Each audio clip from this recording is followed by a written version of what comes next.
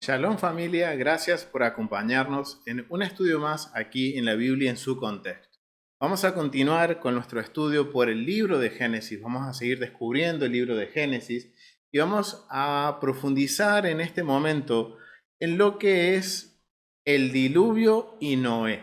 Vamos a seguir porque seguimos, acuérdense que estamos analizando y descubriendo el libro de Génesis de acuerdo al contexto. Y además, si encontramos algún mandamiento de los que el Eterno nos ha dado, vamos a detenernos y profundizar sobre ese mandamiento. Pero obviamente siempre teniendo en cuenta el contexto para poder tener mayor comprensión.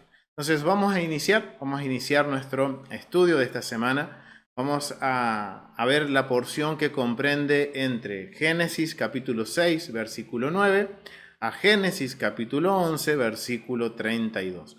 No vamos a leer todo por completo, sino que vamos a tomar algunos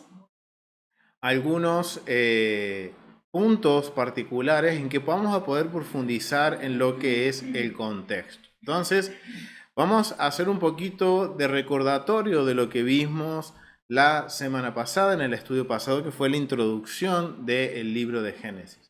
Descubrimos que el libro de Génesis está basado sobre el contexto de la cosmovisión del antiguo Medio Oriente. Que para poder entender el libro de Génesis es necesario que tengamos que comprender cómo era o cómo veían el mundo las organizaciones o más que nada lo que eran el antiguo Medio Oriente. Bien, recuerden que es algo que deben y debemos tener en cuenta y profundizar en eso. Bien, entonces habíamos descubierto que al estar en ese contexto le encontramos más sentido a ciertos vocabularios en el libro de Génesis y que en el contexto también podemos ver el propósito del libro de Génesis. El libro de Génesis, recuerden que es más que nada para que el Eterno se presente a Israel como el único Dios soberano. Recuerden que Israel había estado en Egipto cautivo por 210 años aproximadamente, pero vivió 400 en Egipto. Entonces es muy probable de que Israel estaba o tenía en su mente mucho de la cultura egipcia. Entonces el libro de Génesis nos marca un precedente de que el Eterno era distinto. Entonces vamos a continuar nuestros estudios y en esta porción nos vamos a enfocar en Noé y el diluvio, a poderlo comprender de acuerdo al contexto y poder sacar enseñanzas sobre eso. Pero sin antes, quiero que recordemos el versículo que teníamos como frase para estos estudios. Recuerden, Deuteronomio 29, vamos a recordarlo, porque esto es esencial, hermanos. Esto es esencial porque esto nos va a permitir tener el foco. Recuerden como habíamos mencionado en el estudio pasado. Vamos a mantener el foco en lo literal, en el contexto, para no irnos por las ramas y no caer en cosas que quizás no tengan explicación y que no sean de edificación para nuestra vida. Entonces, este va a ser el versículo, recuerden, que nos va a acompañar en cada estudio. Deuteronomio 29, 29. Las cosas secretas pertenecen a Adonai nuestro Dios, mas las reveladas son para nosotros y para nuestros hijos, para siempre, para que cumplamos todas las palabras de esta ley. Por eso es que nos vamos a enfocar en el contexto y en los mandamientos, que es lo que el Eterno nos ha revelado. Entonces, teniendo ya este precedente y dejando claro cuál es el fundamento para nuestros estudios, es mantenernos y hacer foco en lo que nos es revelado, en lo que sabemos y en lo que podemos validar, lo que podemos nosotros fundamentar dentro de lo que es la parte académica. Entonces, ese va a ser nuestro propósito, de poder comprender el libro de Génesis de acuerdo a lo que se nos es revelado y poder aprender lo máximo que podamos. Amén. Entonces, vamos a ir entonces al libro de Génesis. Vamos al capítulo 6. Pero para tener un poquito más de contexto, vamos a leer del versículo 1 en adelante. ¿Por qué? Porque ya del versículo 9 en adelante empieza a hablar sobre Noé y el diluvio. Pero es esencial que podamos definir algo del vocabulario también en el contexto y entender por qué el Eterno envía el diluvio. Y eso lo vamos a tener en el capítulo 6 del versículo 1 al 8. Miren lo que dice. Aconteció que cuando comenzaron los hombres a multiplicarse sobre la faz de la tierra y les nacieron hijas, que viendo los hijos de Dios que las hijas de los hombres eran hermosas, tomaron para sí mujeres, escogiendo entre todas, y dijo Adonai: no contenderá mi espíritu con el hombre para siempre, porque ciertamente él es carne, mas serán sus días 120 años. Había gigantes en la tierra en aquellos días, y también después que se llegaron a los hijos de Dios, a las hijas de los hombres, y los engendraron y les engendraron hijos. Estos fueron los valientes que desde la antigüedad fueron varones de renombre. Y vio Adonai que la maldad de los hombres era mucha en la tierra y que todo designio de los pensamientos del corazón de ellos eran de continuo solamente el mal. Y se arrepintió Adonai de haber hecho hombre en la tierra y le dolió en su corazón. Y dijo Adonai: traeré de sobre la faz de la tierra a los hombres que he creado, desde el hombre hasta la bestia, y hasta el reptil y las aves del cielo, pues me arrepiento de haberlos hecho. Pero Noé halló gracia ante los ojos de Adonai. ¿Y esto por qué empezamos desde acá y no desde el 9? Porque aquí nos está marcando el precedente por qué el Eterno toma la decisión de enviar el diluvio. Aquí nos está mencionando desde el versículo 1, dice que aconteció que comenzaron los hombres a multiplicarse sobre la faz de la tierra. Recuerden, ese era un mandamiento, es el primer mandamiento que el Eterno le da a la humanidad, que nos da en los 613 mandamientos. El primero es multiplicarse, fructificarse y también era administrar la tierra. Entonces vemos que comenzó la humanidad a cumplir con ese mandamiento.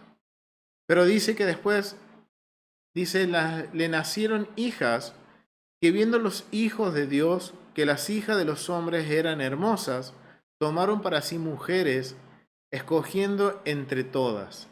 Bien, esto siempre se ha malentendido y se ha sacado fuera de contexto, pensando que los hijos de Dios son sus mensajeros, son los seres celestiales que Él creó y que se vinieron y se mezclaron con la humanidad. Bien, eso no tiene sentido, más conociendo el carácter de nuestro Dios. Que lo que Él crea tiene un fundamento y un propósito, y nada está fuera de su control. Él es el que le ha dado a la naturaleza los límites, por ejemplo a los mares, para que no los cruce. Y el mar no lo cruza sin que haya una autorización de Él. Entonces, ¿a qué se está refiriendo este versículo 1 y 2? Miren, lo vamos a ver en el contexto. Vamos a ir a verlo al contexto del antiguo Medio Oriente. ¿Bien?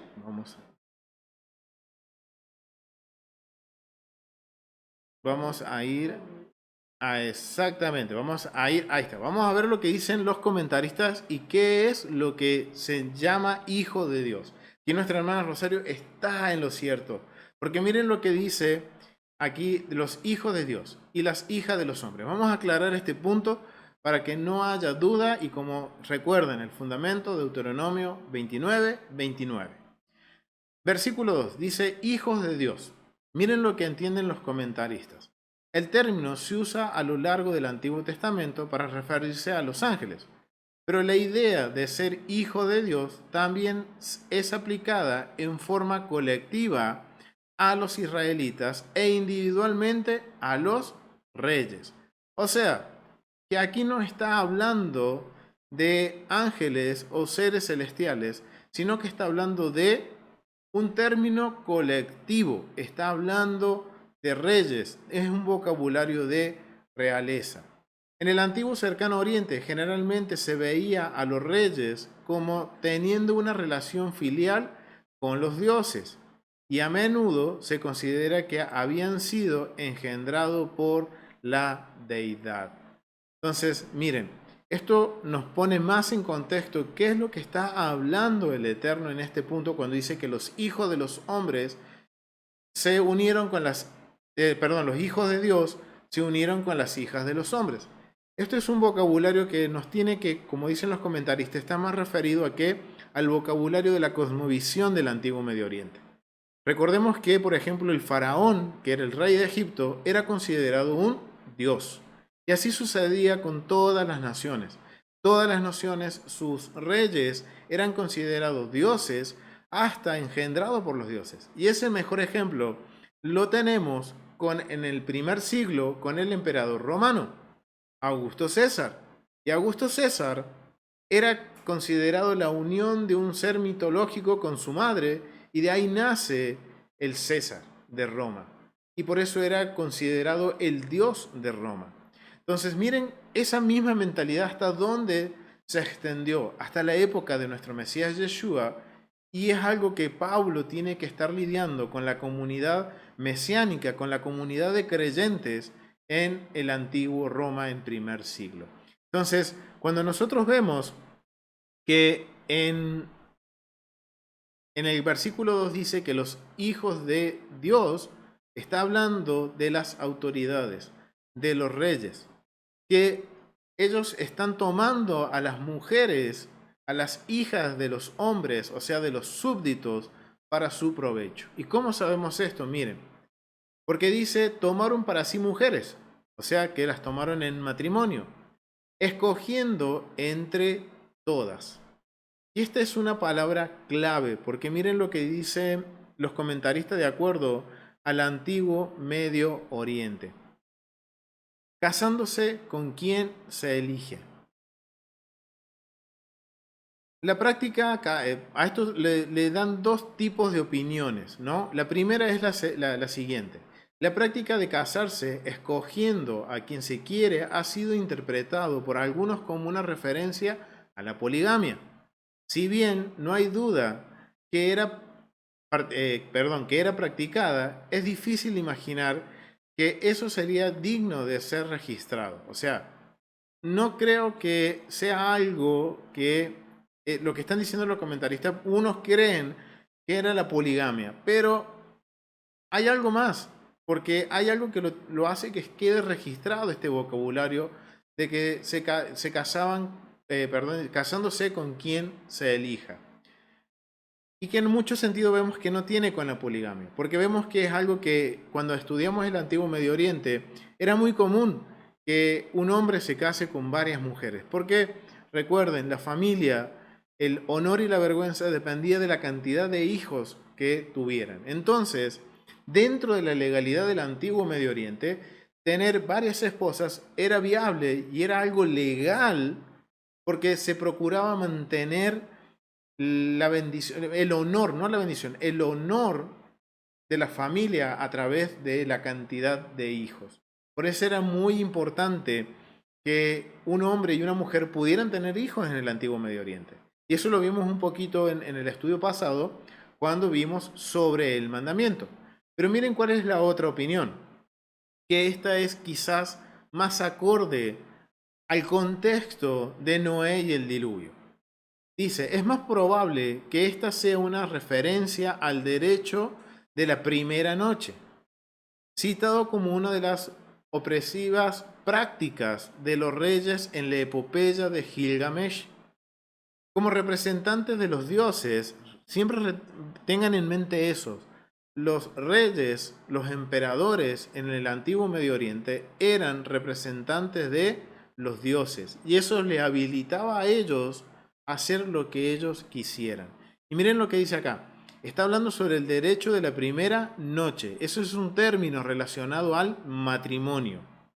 Citado como una de las opresivas prácticas de los reyes, en la epopeya de Gilgamesh como representantes de los dioses. El rey podía ejercer su derecho de pasar la noche de bodas con cualquier mujer que fuera dada en matrimonio. Presumiblemente esto surgió como un rito de fertilidad. Si es, si es esta la práctica a que se hace referencia aquí, sería una explicación de la naturaleza de la ofensa. ¿Por qué comentan esto los comentaristas? Porque, miren, aquí están marcando una maldad, una transgresión. Está hablando sobre que los reyes, cuando una mujer contraía matrimonio, ellos tenían la libertad de quitarle el derecho a su esposo de tener la primera noche con su esposa. O sea, la luna de miel, que conocemos hoy como la luna de miel, que la parejita se va y se aparta y tiene su primera noche juntos. En el antiguo Medio Oriente no era así. Porque si al rey se le ocurría que hoy se casó esta mujer y a él se le ocurría tener la primera noche con esa mujer, el marido no podía hacer nada, porque era el rey, el representante del Dios, y se tomaba como un buen augurio por fertilidad. Pero la verdad es como dicen los comentaristas, era una opresión, era una práctica opresiva. Porque si, y esto lo vamos a ver quizás un poquito más adelante cuando nos metamos más de lleno en lo que es la familia en el antiguo Medio Oriente, aquí el rey le está quitando el honor a la familia. Está trayendo vergüenza a esa familia, está oprimiendo, por eso es una práctica opresiva. Entonces ahora, cuando nosotros vamos a Génesis, vamos a poder ver el por qué el Eterno está trayendo un juicio a la humanidad. Este término de aquí nos está de alguna forma, si ustedes ven, no nos está dando tanto detalle de por qué el Eterno, Él dice en el versículo 5 que el hombre siempre va hacia el mal y que Él se arrepiente de haber creado al hombre en la tierra. Y esto puede ser este vocabulario escogiendo entre todas y viendo el contexto de acuerdo al antiguo Medio Oriente, podemos ver al punto de inmoralidad que llegó la humanidad. Y en sí no fue mucho tiempo. Recordemos que todo esto comienza con Adán y está ahora llegando a un punto, digamos, máximo de inmoralidad, de corrupción en los tiempos de Noé. Entonces, ahora esto nos deja ver el por qué el Eterno dice, me arrepiento de haber hecho al hombre en la tierra y le dolió su corazón. Porque si recuerden lo que habíamos visto en la clase pasada, el Eterno en Génesis 1.1 nos está dejando ver que había una creación antes que por alguna cuestión terminó desordenada y vacía, y las aguas cubrían esa creación. Y después el Eterno empezó a traer orden nuevamente y escogió a Adán para traer orden y empezó a traer un orden a la humanidad a través de Adán, que era el representante de la humanidad. Pero sabemos que Adán llega un punto que Adán y Eva pecan, van en contra de la voluntad del Padre y empieza ahora una decadencia en la humanidad. Y esa decadencia llega con el diluvio al máximo cuando el Eterno dice voy a enviar juicio y ese juicio va a ser por agua, por diluvio. Entonces, esto un poquito nos pone en contexto de por qué el Eterno trae juicio. Y también nos va a poner un poco más en contexto cuando nosotros veamos en Mateo 24, versículo 37, cuando dice que los días, dice más como en los días de Noé, así será la venida del Hijo del Hombre. O sea, es algo que nos tenemos que poner a estudiar, a ver cómo es eso de los días de Noé, qué estaba sucediendo. Y miren, el vocabulario de Génesis capítulo 6, y viéndolo en contexto, nos está dejando ver de que había un nivel tan grande de inmoralidad que el Eterno se arrepiente de crear a la humanidad. Y por eso dice que la única persona en el versículo 8 que halló gracia, favor del Eterno, del Creador, fue Noé. Entonces, ya teniendo ese contexto, entonces ahora vamos a ir a la vida de Noé. Vamos a conocer quién era Noé. Vamos a capítulo 6, versículo 9. Vamos a leer del 9 al 13. Estas son las generaciones de Noé. Noé, varón justo, era perfecto en sus generaciones. Con Dios caminó Noé. Aquí en el versículo 9 nos está definiendo quién es Noé. Nos dice que es una persona justa, un sadik, una persona que fue perfecta en todas sus generaciones. Y si nosotros vamos a capítulos anteriores y vemos la ascendencia de Noé, vemos que de toda la humanidad el Eterno sigue escogiendo a una familia. Y sigue esa familia relacionada con Adán. Pero de toda la familia, de todos los hijos, siempre hay uno que va a caminar de la mano de Adonai. Y en este caso, cuando la humanidad llegó a un punto en que el Eterno dice, me arrepiento de haberlos creado, entonces el Eterno está aclarando que escoge a una familia, está escogiendo a Noé y a su familia. Y miren las características que tiene Noé. Dice que era un varón justo, un sadik, era perfecto en sus generaciones y que con Dios caminó Noé. O sea que él caminó dentro de los parámetros que el Eterno le había dado a la humanidad. Y miren lo que dice en el versículo 10. Y engendró Noé 3 hijos, Sam, Cam y Jafet. Y se corrompió la tierra delante de Dios. Ahora entendemos, ese corrompió, ¿por qué se corrompió la tierra? Ya en en los versículos anteriores, al exponerlo en el contexto, nos damos cuenta que la humanidad había llegado a un punto de inmoralidad que el Eterno dijo, basta, hay que traer un orden, hay que volver a crear de nuevo, tenemos que volver de nuevo a empezar. Pero en ese volver de nuevo a empezar, escoge a Noé y a sus hijos, Sem, Cam y Jafet. Y se arrepintió y se corrompió la tierra, delante de Dios. Ya estaba la tierra llena de violencia. Ahora entendemos por qué. Por la inmoralidad estaba lleno de violencia. Y miró Dios la tierra, y he aquí que estaba corrompida, porque toda carne había corrompido su camino sobre la tierra. Y dijo pues Dios a Noé, he decidido el fin de todo ser, porque la tierra está llena de violencia a causa de ellos. Y he aquí que yo los destruiré con la tierra. Hazte un arca de madera de gofer, harás aposentos en el arca y la calafatearás con brea por dentro y por fuera. Y de esta manera la harás. Y le da las instrucciones de cómo hacer la barca, cómo hacer esta arca.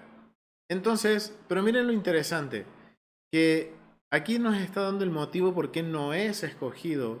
Y como escoge a la familia de Noé, sus hijos también van a estar, y su esposa, y la esposa de sus hijos, van a estar dentro del arca. El Eterno escoge por gracia a Noé, porque solamente nos menciona que Noé era el único hombre justo y perfecto en sus generaciones. Y miren, es bastante interesante porque dice que acá nos está dando un poco más de detalle qué estaba sucediendo en la tierra. Se había corrompido. Y miren, la corrupción moral, la inmoralidad, empieza tan pequeño y termina en algo tan grande que llegó a afectar a la humanidad y a las bestias de la tierra. O sea, fue algo que no nos dice la escritura, pero ya conociendo el contexto, podemos ver que hay algo que fue tan grande, una inmoralidad tan grande, que el Eterno decide rehacer todo de nuevo. Entonces, y miren, en el versículo 13 le dice, dijo pues Dios a Noé, he decidido el fin de todo ser, porque la tierra está llena de violencia. ¿A causa de quién? De ellos. La culpa no fue, y recuerden esto que vimos también en la clase pasada. En el antiguo Medio Oriente, recuerden que las culpas no eran de la humanidad, sino que eran de la lucha entre los dioses, los buenos y los malos. Pero miren lo que está diciendo el Eterno. La humanidad había llegado a un punto que fue por culpa de nosotros. Y todo esto comenzó con Adán. Y miren, comenzó con algo tan pequeño en Adán, de no obedecer lo que el Eterno les había dicho, de ser rebeldes y de alguna forma hacer de acuerdo a su forma, miren, algo tan pequeño llegó a algo tan grande que la humanidad se había corrompido por completa. Y que de toda la humanidad solo una familia el Eterno escoge. ¿Y por qué la escoge? Porque Noé fue justo y fue una persona que caminó en los caminos de Adonai.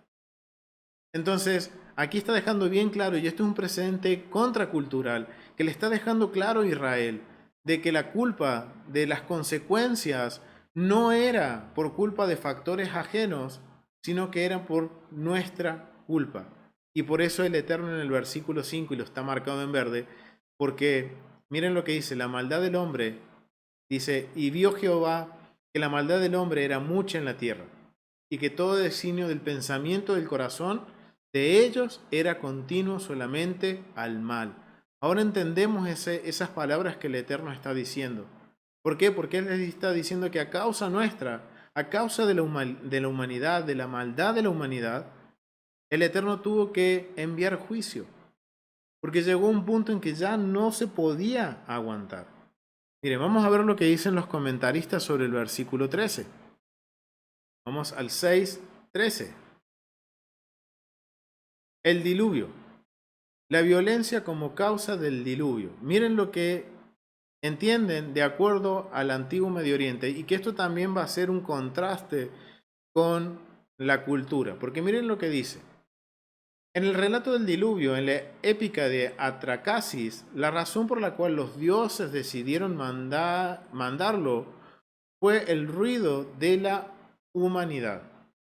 Esto no es necesariamente algo distinto de la causa bíblica, ya que el ruido puede ser el resultado de la violencia.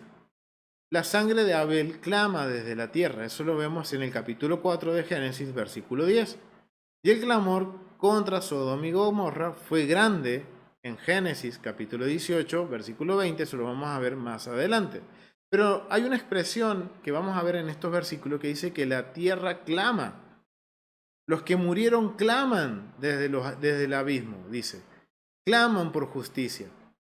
El ruido podría haber sido producido tanto por la cantidad de peticiones que se hacían a los dioses para que respondieran a la violencia y el derramamiento de sangre, como por las víctimas que clamaban en su desesperación.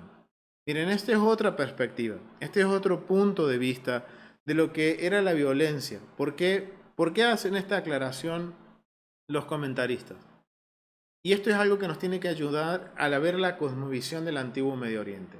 Como vemos, todas las naciones en la antigüedad tenían una percepción de la creación, y por eso el Eterno está marcando un precedente contracultural con la creación, que es lo que vimos en la introducción. Pero ahora también vemos que en todas las naciones había una percepción del diluvio. Había una percepción de por qué ocurrió el diluvio. Y esto nos da, si vemos que todas las naciones tienen una historia o tienen una narración con respecto al diluvio, entonces es algo que ocurrió. Y que las naciones todas tienen una perspectiva y lo están atribuyendo a cómo ellos ven el mundo. Y ellos ven el diluvio fue enviado ¿para qué?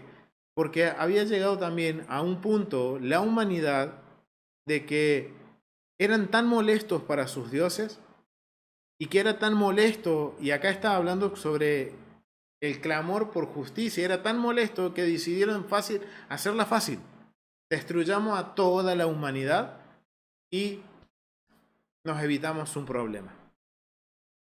Y el Eterno, Él está diciendo, no, o sea, sí voy a destruir a la humanidad, pero he escogido a una familia. Porque para el antiguo Medio Oriente los dioses querían destruir a todos, no dejar uno vivo. Pero el Eterno dice, voy a escoger a una familia. Y esa familia fue la familia de Noé. ¿Y por qué? Porque recuerden, Noé fue justo y caminó en los caminos de Dios. Vamos a continuar leyendo. Nos habíamos quedado en el versículo 13. Entonces ahora entendemos el por qué el Eterno envía el diluvio. La humanidad se había contaminado.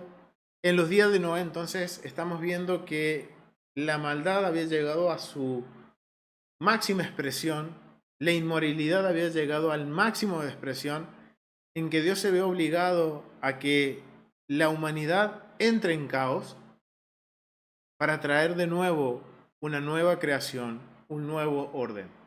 Y ahí escoge a Noé. Vamos al capítulo 7. Vamos a hablar ahora del diluvio. Vamos a leer del capítulo 7, del versículo 1 al 5. Entonces vemos que anteriormente el Eterno le da la instrucción a Noé. Primero nos deja claro por qué Noé es escogido, quiénes van a acompañar a Noé. Le da la instrucción de cómo construir el arca.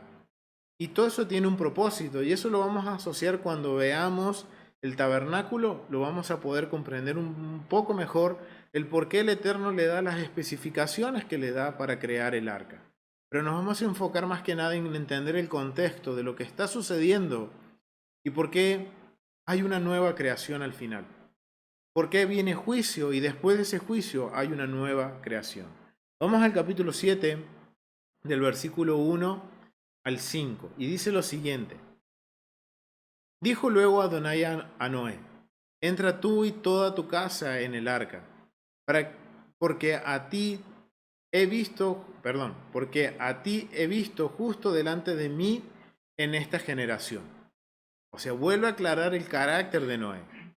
De todo animal limpio tomarás 7 parejas, machos y sus hembras, mas de los animales que no son limpios, una pareja, el macho y su hembra.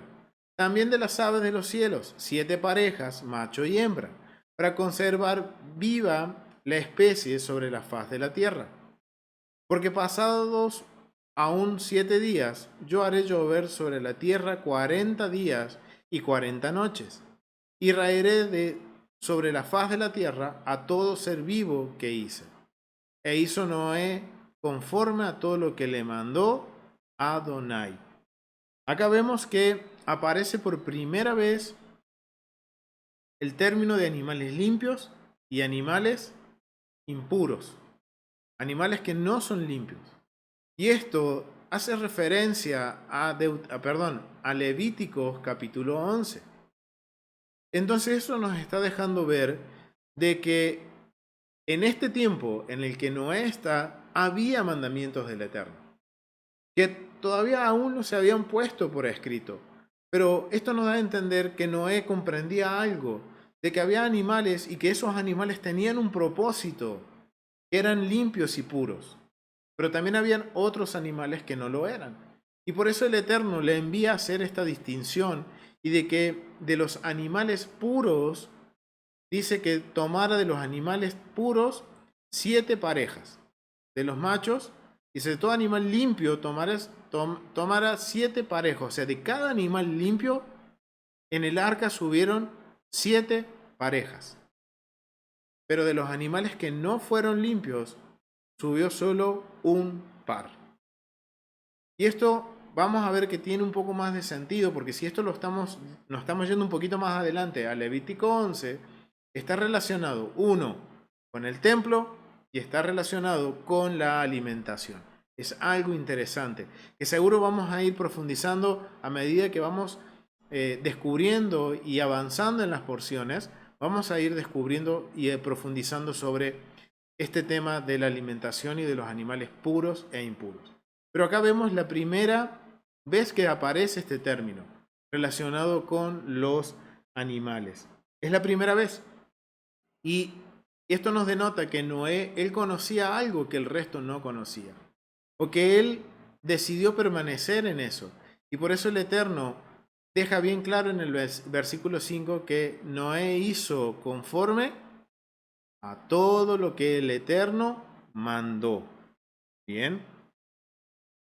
Y no es la primera vez que Noé hace lo mismo. Porque cuando vemos en el versículo 22, en el capítulo 6, dice, y lo hizo así, Noé hizo conforme a todo lo que Dios le mandó. Entonces vemos que en Noé hay algo que es la obediencia. El Eterno le da una orden, él va y la cumple. El Eterno le dice, hay que hacer esto, y no vemos a un Noé preguntando el por qué, sino a que Él lo hace. Y quizás Él algo sabía, por algo Él cumple también con esta ordenanza. Y más que nada, ¿saben por qué nos damos cuenta que Él sabe? Porque Él sabe distinguir cuáles son los animales limpios y cuáles no son los animales limpios. Entonces, Él hace conforme a lo que el Eterno le dice. Entonces, ahí vemos cómo el carácter de Noé. Era una persona que estaba dispuesta a obedecer al Eterno.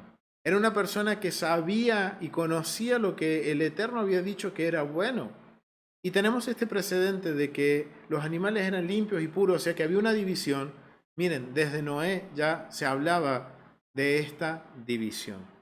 Entonces es interesante conocer ahora a Noé, el personaje principal del diluvio, y ver por qué el Eterno lo escoge. Era una persona justa, era una persona, esa frase que dice que caminó en los caminos de Adonai, quiere decir que él hacía las cosas conforme a lo que el Eterno les mandó. Vamos al versículo 17, vamos a adelantarnos al versículo 17. Y dice el versículo 17, y fue el diluvio 40 días sobre la tierra, y las aguas crecieron, y alzaron el arca, y se elevó sobre la tierra. Y subieron las aguas, y crecieron en gran manera sobre la tierra, y flotaba el arca sobre la superficie de las aguas. Y las aguas subieron mucho sobre la tierra, y todos los montes altos que había debajo de todos los cielos fueron cubiertos. 15 codos más alto cubrieron las aguas después que fueron cubiertos los montes. O sea, miren, viene ahora el diluvio y miren las dimensiones de este cataclismo, de lo que está sucediendo. Está sucediendo que la tierra se inunda, pero dice que las aguas superaron 15 codos más altos de lo que medía el monte más alto hasta ese momento. O sea que las aguas cubrieron todo por completo y el Eterno no dejó ni la mínima posibilidad de que se viera una pequeña porción de tierra, sino que todo lo cubrió con agua. Y dice el 21, y murió toda carne que se mueve sobre la tierra, así de aves como de ganado y de bestias, y de todo reptil que se arrastra sobre la tierra, y todo hombre. Todo lo que tenía aliento de espíritu de vida en sus narices, todo lo que había en la tierra murió. Así fue destruido todo ser vivo sobre la faz de la tierra, desde el hombre hasta la bestia, los reptiles y las aves del cielo, y fueron raídos de la tierra, y quedó solamente Noé, y los que con él estaban en el arca, y quienes eran sus hijos, sus nueras y su esposa. Y prevalecieron las aguas sobre la tierra durante 150 días. Miren, y acá es interesante porque este vocabulario nos está marcando un patrón. Porque si ustedes se dan cuenta, ¿qué sucedió en Génesis capítulo 1, versículo 1 y 2? Miren lo que dice. En el principio creó Dios el cielo y la tierra estaba desordenada y vacía, y las tinieblas estaban sobre la faz del abismo, y el Espíritu de Dios se movía sobre las aguas. ¿Y qué está sucediendo en el capítulo 7, en el versículo 17? Dice que la tierra había quedado bajo el agua. Es más, nos está aclarando que el agua creció 15 codos más, o sea, alrededor de aproximadamente entre 1,5 metros, 2 metros más sobre el nivel del monte más alto. O sea que no había posibilidad de que se viera la tierra. ¿Cómo? 7 metros. Acá me hacen la corrección. 7 metros. O sea, imagínense la dimensión de este diluvio y el punto que la tierra quedó totalmente cubierta. Ahora esto nos está permitiendo también conectarlo con Génesis 1:1. Y eso nos da la pauta que había una generación en ese momento que terminó en las mismas condiciones que está terminando ahora en la generación de Noé. Solo que en la generación de Noé existió un varón dispuesto a marcar la diferencia con respecto a la humanidad. Un varón que estaba digamos, decidido obedecer al Eterno y caminar en el camino del Eterno y hacer todo lo que el Eterno le ordenaba. Y sucede que ahora la tierra está cubierta y esto nos está dejando ver un patrón, nos está dejando ver un procedimiento que el Eterno está haciendo. Y nos está ayudando a entender Génesis 1, pero también nos está marcando que va a llegar un punto en que por nuestra culpa todo esto va a volver a suceder. Y miren, todo esto, como les decía al principio, la decadencia de la humanidad comienza con Adán y Eva, cuando ellos deciden desobedecer lo que el Eterno les había dicho. Y miren hasta el punto que llegó de nuevo el Eterno a decir, vamos a traer caos sobre la humanidad. Y miren, las aguas en el antiguo Medio Oriente representan caos, que es el juicio de digamos, de los dioses hacia la humanidad, del inframundo. Pero Dios acá le está diciendo, soy yo quien estoy enviando el caos. ¿Por qué? Por culpa de ustedes. No es por culpa de que los dioses están enojados con ustedes, sino que han sido ustedes. Dice, acuérdense en lo que habíamos leído. Por culpa de ellos, por culpa de nosotros, la humanidad había llegado a tal punto en que el Eterno tiene que enviar las aguas que representaban caos para comenzar de nuevo una nueva creación. Y esto si nosotros los vemos, miren, y esto tiene más sentido porque cuando nosotros lo vemos dentro de la metodología de estudio, vemos que Génesis no solo está hablando de caos y orden, que es la cosmovisión, sino que también está hablando de nueva creación. Empezó con una creación, con una nueva creación. El Eterno acomodó todo, trajo orden, escogió de toda la humanidad a Adán y a Eva para que administraran esa nueva creación. Pero Adán y Eva cometen un error, pecan, van en contra de lo que el Eterno les dice. Y a partir de ahí empezamos a ver cómo el Eterno los tiene que exiliar de esa nueva creación y empieza la humanidad a caer en una decadencia hasta el punto en que llega a un punto de tanta inmoralidad que el Eterno dice, basta, es hora de volver a traer el caos que son representados por las aguas para ahora empezar de nuevo con una nueva creación. En donde en esa nueva creación, digamos, la persona que va, la escogida es Noé y los que están con él. Pero principalmente es Noé, porque nos habla mucho de Noé, de quién era Noé y de su carácter. Entonces, ahora ya tenemos claro el por qué el Eterno envía las aguas, trae caos a la humanidad, digamos, a la tierra por completo, y empieza ahora el proceso de descontaminación, lo podríamos decir.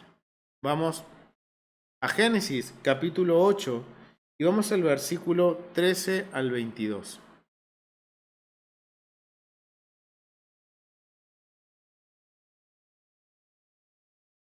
Dice, y sucedió que en el año 601 de Noé, en el mes primero, el día primero del mes, las aguas se secaron sobre la tierra. Y quitó Noé la cubierta del arca y miró. Y aquí que la faz de la tierra estaba seca. En el mes segundo, a los 27 días del mes, se secó la tierra. Miren, acá nos está dando un contexto de tiempo, nos está marcando el tiempo y nos está marcando también el tiempo que Noé estuvo en el arca y cuánto tiempo el Eterno le llevó volver a traer el orden a la tierra. Porque si vemos en el versículo 6 dice, sucedió que al cabo de 40 días y 40 noches, a ver, se me fue por aquí, vamos a... Noé, cielos, en el versículo, hay un versículo que dice también que cuando empieza el diluvio, las aguas, acá, en el versículo 11 del capítulo 7 dice, en el año 600 de la vida de Noé, en el mes segundo, o sea, miren, mes segundo, y esto tenemos que entender un poco el calendario. Hasta aquí no existía todavía lo que era las festividades del Eterno. Había un solo calendario que era el de la creación, que empieza con el mes de Tirri. Y después seguía el mes de Hesbán, que es el mes que hoy estaríamos, si nos guiamos por el calendario hebreo, sería el mes que que empezó ahora hace poquito y estamos caminando en ese mes. Dice entonces que en el año 600, o sea, cuando Noé tenía 600 años, en el mes segundo del año, que es el mes de Hesbán, a los 17 días del mes empieza a llover. Empieza a el gran diluvio y entra Noé y toda su familia al arca. Pero ahora en el capítulo 8, en el versículo 13, nos está diciendo que en el año 601 de Noé, en el mes primero, el día primero del mes, las aguas se secaron sobre la tierra. Entonces, ¿qué nos está diciendo? Que Noé estuvo en el arca desde que comenzó el diluvio hasta que empieza a secarse, va a estar entre 1 año y 11 días aproximadamente. Pero es lo interesante que miren cuando las aguas empiezan a descender. El día primero del mes. Y el mes primero es el mes de Tirri. Y si esto lo asociamos con Levítico 23, en el día primero del mes de Tirri es el día de Yom Teruah o el día de Rosh Hashanah, el día del comienzo de Año Nuevo. ¿Por qué? Porque esa es la conmemoración del entronamiento del rey. Por eso el rey se entrona en ese día. Y por eso vemos en el mes primero al día primero del mes. Entonces, esto nos va a empezar a hacer más sentido cuando estudiemos Levítico 23. Pero miren cómo hay una relación entre las fiestas y la creación. Esto nos está dejando ver que el Eterno, desde un principio, lo que nos está mostrando en Génesis es la sombra de lo porvenir. Y que todo lo que va a acontecer en el futuro, o lo que va a acontecer en la vida de la historia de Israel, ya estaba escrito desde Génesis.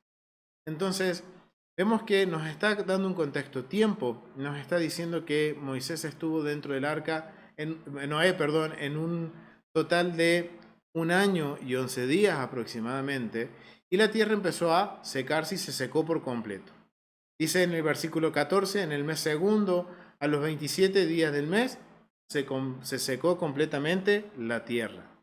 Versículo 15, entonces habló Dios a Noé diciendo, sal del arca tú y tu mujer y tus hijos, y las mujeres de tus hijos contigo, y todos los animales que estaban contigo de toda carne, de aves, de bestias y de todos reptiles, que se arrastren sobre la tierra.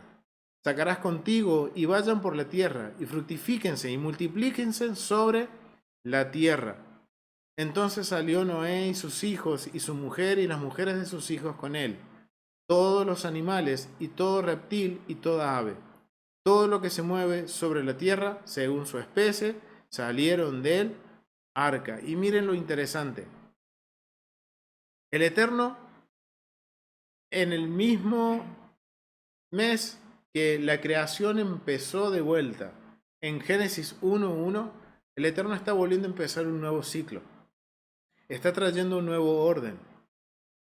Y miren lo interesante, ¿cuál es la instrucción que le da a Noé, cuando baja del arca y a su familia? Dice que todos los animales, y dice, fructifíquense y multiplíquense sobre la tierra. Vuelve a hacer una nueva creación cuando las aguas descienden y la tierra queda al descubierto. Eso es señal de que el Eterno ha hecho una nueva creación, ha hecho como un gran reseteo. Y al descender ahora Noé, que viene a ser como la imagen de Adán y Eva, de esa familia que el Eterno escoge de la humanidad para restaurar el orden, el primer mandamiento que ellos reciben es el mismo que recibe Adán y Eva, de fructificarse y multiplicarse. O sea que está restaurando todo como al principio. ¿Cuál era el propósito original del Eterno en la primera creación? Entonces salió Noé y sus hijos y su mujer y las mujeres de sus hijos y todos los animales y empezaron a poblar la tierra, a repoblar la tierra. Pero miren lo interesante en el versículo 20. Y dijo Noé, y edificó, perdón, Noé un altar a Adonai, y tomó de todo animal limpio y de toda ave limpia, y ofreció holocausto en el altar. Y percibió Adonai olor grato, y dijo Adonai en su corazón, no volveré más a maldecir la tierra por causa del hombre, porque porque el intento del corazón del hombre es malo desde su juventud. Ni volveré más a destruir a todo ser viviente como lo he hecho. Mientras la tierra permanezca, no cesarán la sementera y la siega, el frío y el calor, el verano y el invierno, y el día y la noche. Miren lo interesante, que ahora Noé desciende del arca, desciende con su familia, descienden los animales, el Eterno les da la orden. Y miren, se está repitiendo el primer mandamiento que nos da el Eterno. Lo está repitiendo con Noé y su familia. Y también les dice hasta los animales que cumplan ese mandamiento. Pero miren lo interesante. Noé desciende y lo primero que hace que es edificar un altar a Adonai. Y miren lo interesante. Dice que tomó de los animales limpios y tanto de las aves limpias para ofrendar holocausto en el altar. Y aquí esto es bastante interesante porque esto nos muestra primero que ya en la época de Noé y antes de Noé, algo que desde el principio entonces se viene sabiendo de por qué era necesaria esta división entre los animales limpios y los no limpios, los impuros. Porque los limpios, vamos a ver que esos animales están siempre asociados con el servicio en el templo. Y como les dije, esto es sombra de lo porvenir. Y aquí estamos viendo un precedente antes de la construcción del tabernáculo, del propósito del altar, de las funciones del templo. Y era para presentar ofrendas de holocausto. Y holocausto, como nos dice en el versículo 21, dice que eran ofrendas de olor grato al Eterno. Y cuando estudiamos el sistema de ofrenda, que es necesario que lo estudiemos, mi hermano, porque el holocausto no está asociado con el pecado, sino que está asociado con gratitud, con agradecimiento. Y esa es la ofrenda que el Eterno ve como olor grato. No la ofrenda por pecado, sino que la ofrenda por agradecimiento. ¿Y qué es lo que está haciendo Noé? Está reconociendo que el Eterno es el único rey soberano sobre la creación y de que le está dando como una ofrenda sino que le está dando una ofrenda de agradecimiento al Eterno, reconociendo la misericordia y la bondad que el Eterno ha tenido. Y eso, miren, el Eterno lo vio como olor grato, como algo grato. Y esta frasecita que percibió Adonai que era de olor grato, también es un precedente contracultural. ¿Por qué? Porque miren lo que dicen los comentaristas de acuerdo al contexto del versículo 20-21. Vamos a ir un poquito más abajo, aquí. Capítulo 8 del versículo 20. Dice, propósito del sacrificio de Noé. Miren lo que entienden los comentaristas de acuerdo al contexto. Este propósito no es aclarado. El texto lo describe como holocausto u ofrenda quemada. Si después, ya más adelante, vamos a profundizar sobre lo que es, si el Eterno nos permite, el sistema de ofrendas, vamos a ver que eso está asociado con el agradecimiento. Bien, con la gratitud, es reconocer quién es quien nos da todas las cosas. Entonces dice que era una ofrenda quemada. Lo que era usado lo que era usado con diversas funciones en el sistema de sacrificios. Puede ser más importante notar lo que no dice el texto sobre el sacrificio. Nos dice el texto sobre el sacrificio. No es una ofrenda por el pecado, ni es mencionado específicamente como de agradecimiento. Generalmente, estas ofrendas eran asociadas con peticiones o súplicas delante de Dios.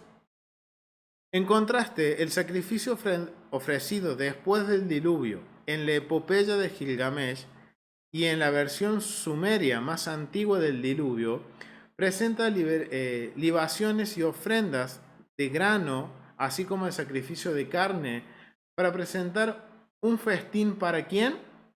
Para los dioses.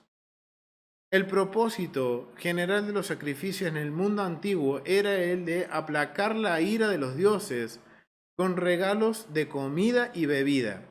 Y probablemente esa era la intención del héroe del diluvio en los relatos de la mesopotámicos. ¿Por qué? Resulta que también cuando nosotros vemos en los escritos como de Epopeya de Gilgamesh o en los escritos antiguos de la antigua Sumeria, siempre hay un héroe, uno defendido por los dioses buenos. Pero que al hacer esos sacrificios, ¿qué está haciendo? Está aplacando la ira de los dioses del inframundo para que no vuelvan a traer juicio a la humanidad. Pero el Eterno, ¿qué le dice? ¿Qué nos muestra con este acto de que Noé hace estas ofrendas de holocausto? Es de que no es porque está aplacando la ira de un Dios, sino que le está siendo agradecido con el Eterno. Y eso es necesario que, miren, estudiemos los distintos tipos de ofrendas, las ofrendas, y el protocolo de cada ofrenda, y el motivo de cada ofrenda. Porque al entender ahora que cuando lo estudiamos y vemos que el holocausto es agradecimiento, entonces Noé está agradeciendo al Eterno por lo que hizo y que está restaurando y trayendo un orden de nuevo a la humanidad. Y eso es algo bastante interesante. Y vemos que también esto está marcando un precedente contracultural y le está enseñando a Israel y nos está enseñando a nosotros que nosotros no podemos satisfacer las necesidades de los dioses. Porque no hay dioses, sino que hay un solo Dios y que solamente Él nos pide que le obedezcamos, así como obedeció Noé. De ser esa generación, y hoy, tristemente, estamos dentro de una generación que está sumergida en la inmoralidad, sumergida en el caos, ahí en donde Noé marca una diferencia. Y ahí en donde el Eterno nos llama hoy a nosotros marcar una diferencia y ser como Noé. Y en ese momento, dar nosotros gracias al Eterno, porque Él nos está guardando. Y es lo que hizo con Noé y toda su familia. Los guardó.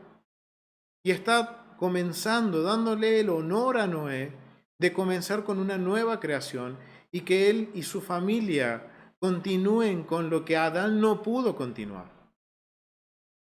Y vemos como Noé, lo tengo como Moisés por el arca, pero Noé está siendo agradecido con el Eterno.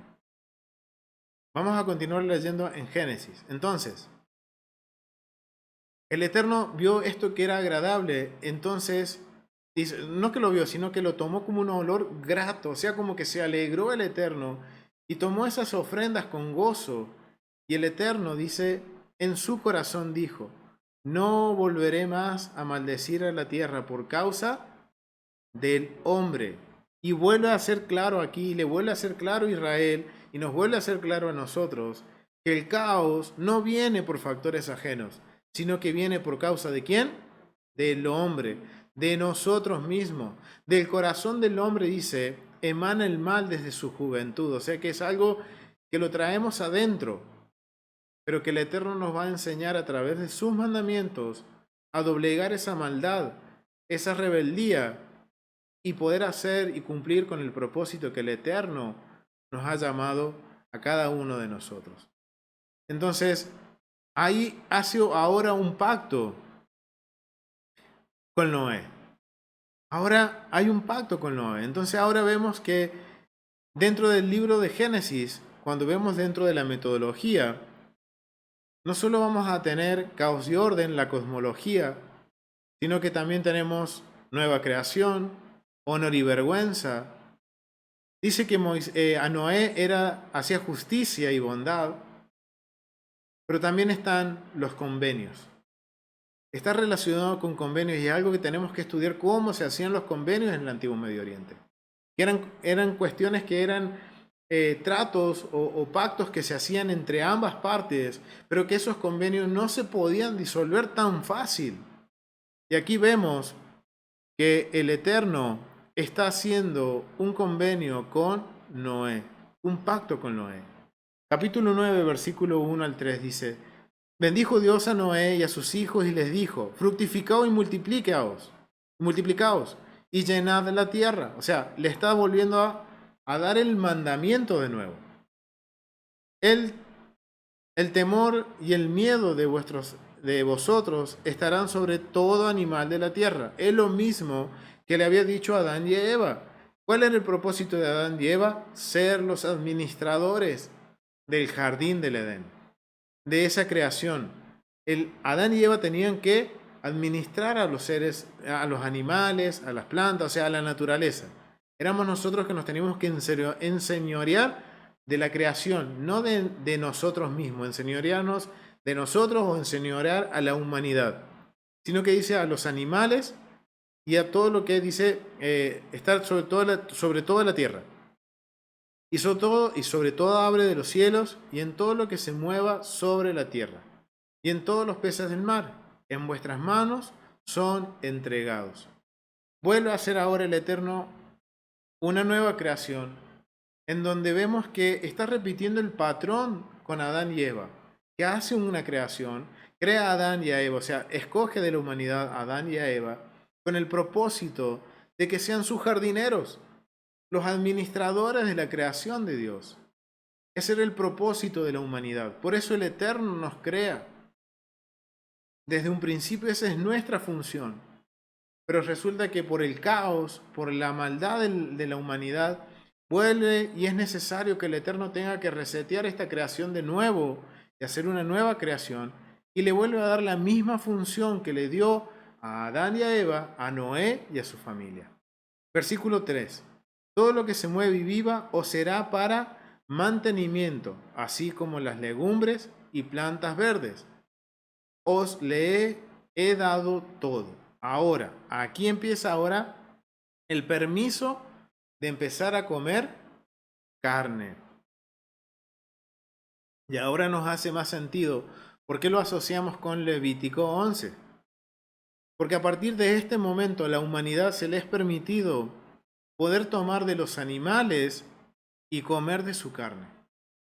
Por eso es que, miren, y es algo que se ve que ya en lo que pasaba de generación en generación, de esas generaciones que fueron conforme al corazón del Eterno, tenían en mente sobre lo que eran los animales limpios y puros, no solo para presentarlos como una ofrenda, sino que servían como alimento. Ahora esto no está haciendo sentido, que lo que en Levítico 11 se está como redefiniendo y poniendo más claro, ya existía en la época de Noé. Entonces, a partir de ahora, se nos permite comer animales. Por el contexto vemos que los animales que va a comer Noé van a ser animales limpios. ¿Y saben por qué? Porque son los que más cantidad había. Dice de que cada animal limpio había que 7 parejas. Pero en cambio de los animales puros solo había, impuros, había una sola pareja. O sea que no iban a comer de los animales impuros, sino que iban a tomar de los animales puros. Bien. Y además de eso podían comer de las legumbres y de las plantas verdes. Pero miren la instrucción que sigue. Pero carne con su vida, o sea, con sangre, no comeréis. Mira desde cuándo la humanidad no puede comer sangre. Desde este momento. No es algo que vino con los mandamientos de Dios cuando nos da las instrucciones de la comida. Y que eso nos demarca de cuán duritos somos, porque nos tiene que aclarar ahora con más adelante, nos tiene que aclarar con más especificaciones de lo que podemos comer y no comer.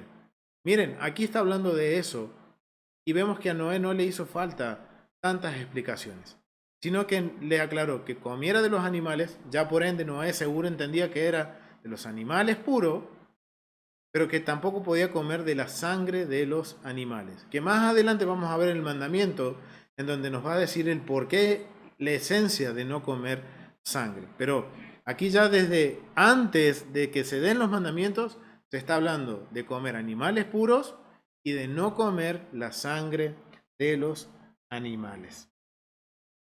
Interesante, ¿no? Interesante cómo se está repitiendo la historia nuevamente. Pero esta no es la excepción de que la historia se vuelva a repetir. Uno creería que con todo lo que vio Noé, con toda la maldad que vio Noé, con todo lo que aconteció y él fue partícipe de ese nuevo reseteo que el Eterno hizo sobre la creación, uno pensaría que ahí todo hubiera quedado bien y que la humanidad tendría que se hubiera mantenido en ese estado de, digamos, de pureza o en ese estado de una vida conforme a los caminos del Eterno. Pero si seguimos leyendo la historia, cuando nos vamos al versículo 18 al 23, la historia se repite nuevamente. Y miren lo que sucede. Los hijos de Noé que salieron del arca fueron Sam, Cam y Jafet. Cam es el padre de Canaán. O sea, eso es el padre de los que habitaban en la tierra prometida, que el Eterno le entrega, más adelante vamos a saber, a Israel. Estos tres son los hijos de Noé, y de ellos fueron llenos toda la tierra. Después comenzó Noé a labrar la tierra y plantó una viña. Ese era el propósito de Adán y Eva, de que seamos los jardineros del rey y administráramos el jardín real del rey. Miren, y ese es un vocabulario de cómo era vista la realeza y la cosmovisión del antiguo Medio Oriente de los reyes. Y cuando vemos los reyes de la antigüedad, vemos que cada rey tenía su jardín, que era una representación del microcosmo, de la visión de ellos de lo que era el mundo en el antiguo Medio Oriente. Por eso es que el vocabulario nos está marcando de que Noé empezó a hacer la función que debía hacer Adán y Eva, ser los jardineros del rey. Entonces dice que comenzó a labrar la tierra, dice que plantó una viña, y después dice que del fruto de la viña, dice, y bebió del vino, y se embriagó, y estaba descubierto en medio de su tienda. Interesante, ¿no? Noé era, miren cómo nos presentó anteriormente a Noé. Un varón justo, un varón que caminaba conforme a Dios, una persona que obedeció lo que el Eterno les había mandado, empezó a cumplir su función como el Eterno le había pedido, empezó a ocupar ese lugar de de Adán, como jardinero de la tierra, planta una viña, disfruta de esa viña, pero Noé se descuida, se embriaga, se puso contento y se va a su tienda y dice que en lo literal no está diciendo que él estaba descubierto, o sea que estaba desnudo en su tienda. Versículo 22. Vuelve a ocurrir lo mismo que ocurrió con Adán y Eva. Hubo una tentación, hubo una prueba, y por eso entra el caos de vuelta a esta nueva creación. Y dice, y Cam, padre de Canaán, vio la desnudez de su padre, y lo dijo a sus dos hermanos que estaban afuera. Entonces Sam y Jafet tomaron la ropa y la pusieron sobre sus propios hombros, y andando hacia atrás cubrieron la desnudez de su padre, teniendo vueltos sus rostros, y así no vieron la desnudez de su padre. Y despertó Noé de su embriaguez y supo lo que había hecho su hijo más joven, y dijo, maldito sea Canaán, siervo de siervos serás a sus hermanos. Dijo más, bendito por Adonai mi Dios sea sea Sem, y sea Canaán su siervo. Dice el versículo 27, engrandezca Dios a Jafet y habite en las tiendas de Sem, y sea Canaán su siervo. Y vivió Noé después del diluvio 350 años. Y fueron los días de Noé 950 años, y murió. Interesante, ¿no? ¿Por qué? Porque se vuelve a repetir la historia con otros personajes, con otro caso, pero es el mismo principio que sucede con Adán y Eva. Si vemos que con Adán y Eva por la desobediencia entró el caos a la humanidad y llegó a los tiempos de Noé a un punto en que el Eterno dijo, basta, me arrepiento, hago una nueva creación, pues la historia se está repitiendo nuevamente. Y lo interesante es ver que la historia se empieza a repetir por algo, digamos, que a comparación de lo que Noé vio con sus ojos, fue algo muy pequeño, un descuido. Un descuido de Noé. Y no nos vamos a centrar qué sucedió, qué fue lo que sucedió, porque miren, la escritura es bien clara, solamente nos dice que Cam había visto la desnudez de su padre. Hay un montón de teorías sobre eso, pero recuerden, no estuvimos ahí. Y aparte, mantengámonos en lo que nos es revelado. ¿Y qué nos es revelado? Que él vio la desnudez de su padre y fue y se lo comentó a sus hermanos. Miren, cuando veamos un poco más adelante lo de cómo eran las familias y la relación de padres e hijos en el antiguo Medio Oriente, lo que está haciendo Cam es traer deshonra a su padre. ¿Por qué? Porque en la antigüedad estaba prohibido ver a sus padres, tanto a su madre y a su padre, un hijo, estaba prohibido de que los viera desnudos. Aparte de eso, de salir y comentarlos con otros, por más que fuera verdad, eso era traer vergüenza al patriarca de la familia, a la autoridad de la familia. ¿Y qué es lo que estaba haciendo Cam? Que estaba haciendo Ham. Estaba trayendo vergüenza a su padre, dejando expuesto el error que cometió su padre, el descuido que hizo su padre. Es lo que nos está diciendo la Escritura. Los comentaristas, hay distintas versiones, pero nos basamos en lo que dice la Escritura. Y lo que está haciendo Ham es algo que era poner en vergüenza a su padre. Y por culpa de eso, miren, que podemos decir que es algo pequeño, empieza ahora la historia de nuevo, a repetirse la historia de nuevo. Empieza a repetirse ahora que a partir de aquí, de este punto, vuelve a entrar el caos dentro de la humanidad. ¿Y saben cómo termina la historia? Vamos al capítulo 11.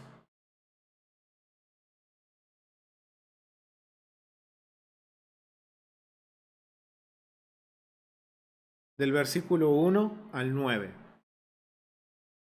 Tenía entonces toda la tierra una sola lengua y unas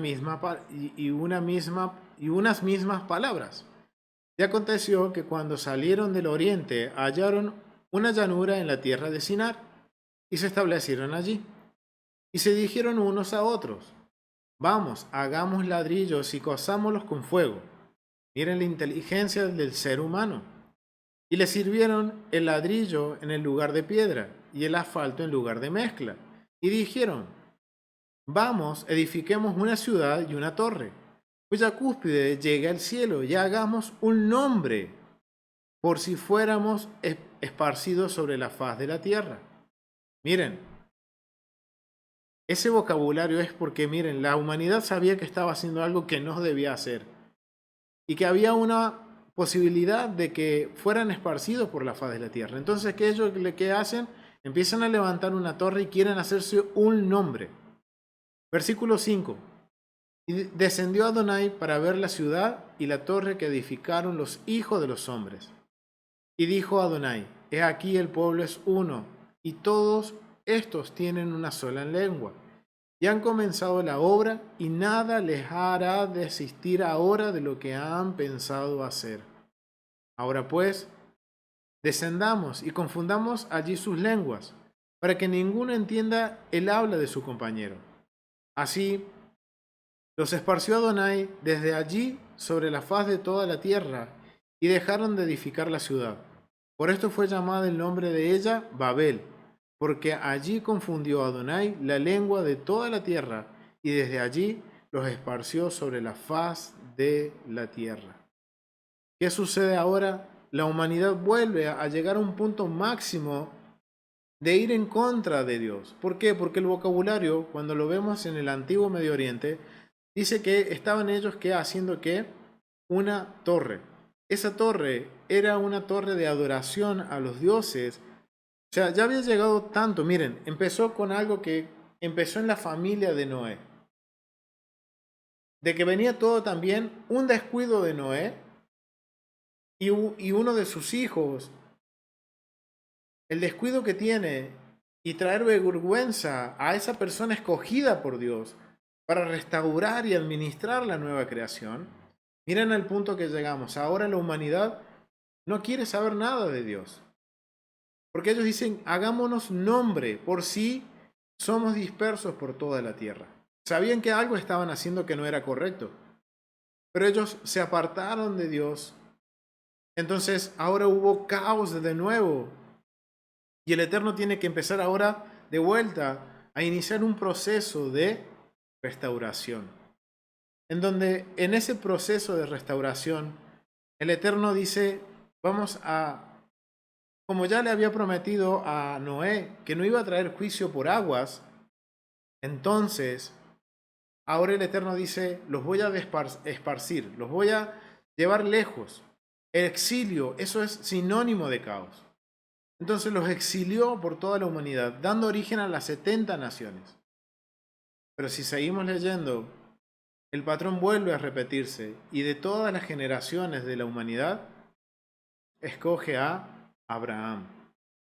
Y vuelve a empezar de nuevo, el Eterno, buscando quien quiera seguir sus caminos, quien quiera restaurar el origen, digamos, el fundamento original de por qué el Eterno quería la humanidad y había hecho la creación primaria, la primera creación. Y era para que habitemos en paz y que administremos y disfrutemos de todo lo que Él había creado. Pero como nos aclaró varias veces, fue por culpa del hombre, fue culpa de nuestro corazón. Y acá vuelve a repetirse la historia. Vuelve a haber un caos tan grande que el Eterno tiene que venir ahora Él personalmente y traer orden. Interesante, ¿no? Esto nos está marcando un patrón que es cíclico, pero vemos que, como les decía al principio en la introducción, estos patrones son cíclicos, pero a la vez vemos que son como una espiral, que nos llevan al propósito del Eterno. Vemos que van cambiando los actores, cambiando las circunstancias, pero el motivo es el mismo, la rebelión. La rebelión al Eterno, a seguir lo que Él nos ha dado como instrucciones. Entonces, en conclusión, podemos ver que la historia se está repitiendo de nuevo, se está volviendo a un patrón, estamos viendo un patrón que se está repitiendo, solo que aquí ahora el Eterno es quien está, Él descendiendo y tomando las cartas en el asunto para traer un nuevo orden a la humanidad. Vemos que la historia se repite de nuevo y que el patrón es cíclico y que este patrón es como una espiral porque van cambiando los personajes, las circunstancias, pero el principio, la esencia es la misma de la rebelión, ir en contra del Eterno. Algo más que también nos permite ver es que vemos que Noé él estaba firme. Miren, y esto es algo que podemos tomar como dice nuestra hermana Rosario. Ella siempre nos dice, ahora todo esto, ¿cómo lo traigo a mi vida? Bien, algo que podemos traer a nuestra vida de esto es ver la vida de Noé y de su familia. Miren, al arca subió toda la familia de Noé. Podríamos entender que todos caminaban entonces en el camino del Eterno. Pero miren, había uno dentro de esos 8 que no caminaba de acuerdo al Eterno. Era Ham.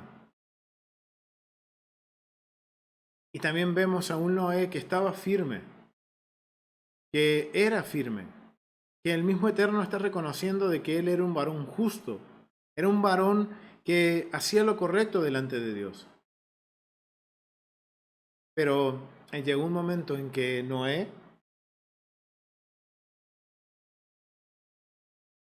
de alguna forma, él se confió, se confió.